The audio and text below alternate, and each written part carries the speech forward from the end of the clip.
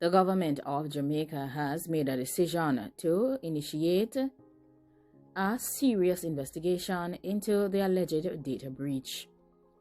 The government has mentioned that it has started a serious investigation into the security vulnerability associated with the pandemic app.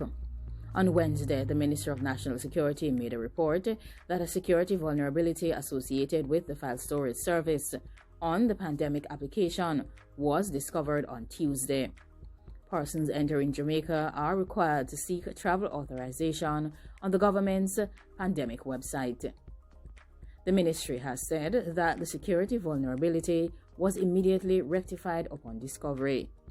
In a statement that was issued recently, the ministry said that the database is hosted on an AWS cloud server account owned by the government of Jamaica.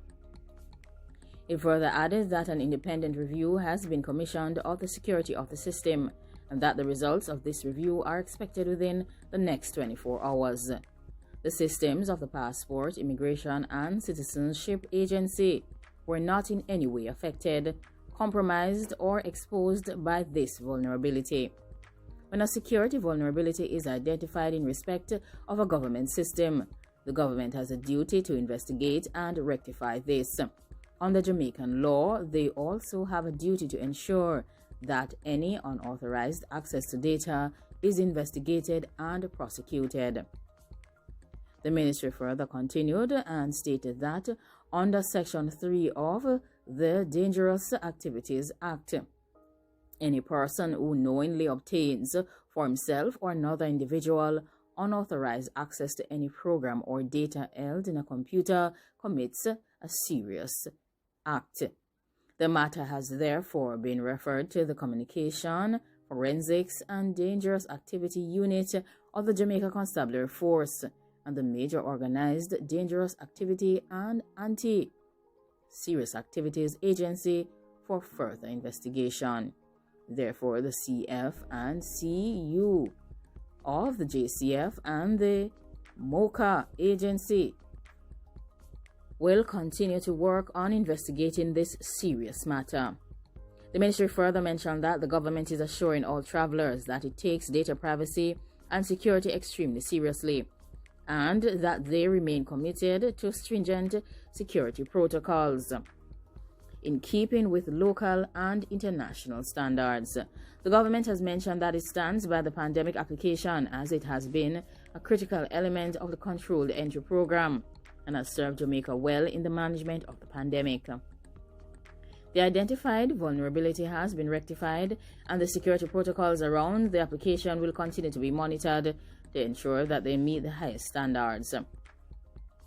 Further to the press release issued on February 17, 2021, in relation to the security vulnerability associated with the pandemic application, the government wishes to provide the following additional information from the ongoing investigation. Firstly, the database is hosted on an AWS cloud server account owned by the government of Jamaica. Second, an independent review has been commissioned of the security of the system. Results of this review are expected within the next 24 hours. The systems of the Passport, Immigration and Citizenship Agency were not in any way affected or compromised or exposed by this vulnerability. It was further mentioned that when a security vulnerability has been identified in respect of the government system, the government has a responsibility to further investigate and find solutions to this problem.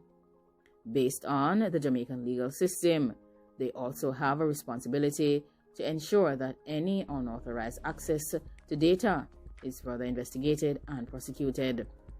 Any person who unknowingly obtains for themselves or another individual unauthorized access to any program or data that is contained on a computer has committed a serious act.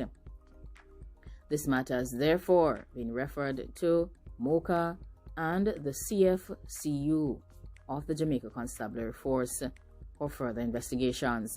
The government of Jamaica wishes to assure all travelers to the island and the Jamaican public in general that they take data privacy and security quite seriously.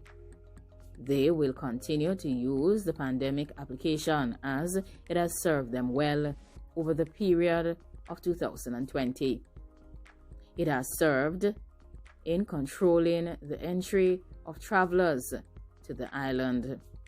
They say that when they have identified the vulnerability, this solution will be presented, and the necessary security protocols around the application will continue to be monitored using the highest local and international standards. The government has mentioned that the Disaster Risk Management Act will be amended.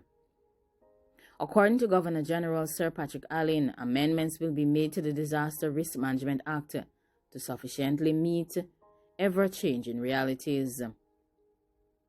Whilst delivering the speech at the ceremonial opening of Parliament at Gordon House, the Governor General said that the Ministry of Local Government and Rural Development and its portfolio agencies, along with local authorities, will play a significant role in the response to the pandemic. The Office of Disaster Preparedness and Emergency Management has been charged with the responsibility of disaster risk management, which has formed the basis for the national response. In keeping with the ongoing efforts to be sufficiently responsive to ever-changing conditions, amendments will be made to the Disaster Risk Management Act. The speech will outline the government's plans and programs for the new legislative year. The Governor General said through social protection programs and initiatives, several activities were undertaken to care for the vulnerable. He mentioned that care packages were provided to the homeless and a special feeding program was initiated to provide at least 2 meals per day for them. The Governor General further mentioned that the Church Street shelter was opened to provide accommodation to more than 70 homeless persons in the downtown area of Kingston, while temporary shelters were also established in St. Catherine. He said that a comprehensive cleaning and sanitization exercise was carried out in all infirmaries and Golden Age homes, while buildings were renovated to be used as isolation areas. It was further noted that the National Solid Waste Management Authority will be expanding its fleet capacity to better serve communities island-wide. The government remains committed to improving infrastructure, capacity building, and creating additional employment opportunities to increase economic development and improve the quality of life in rural areas. The Governor General mentioned that the legislative priorities for the 2021 to 2022 fiscal year includes the Human Services Bill, the National Solid Waste Amendment Bill, and regulations in relation to the NSWMA and the Building Service and Enforcement of Notices and Orders regulations. It was delivered under the theme, Building Forward Stronger Together. This is the theme for the new year of Parliament based on what was presented by the Governor General. Like, comment, share, and subscribe. Let me know what you think about all of the matters that have been discussed. Are you in agreement with the throne speech that was delivered by the Governor General? And are you also in agreement with the way that the government will be carrying out the investigation into the pandemic application data breach? Thanks for watching. Have a wonderful day and remain safe as always. Goodbye.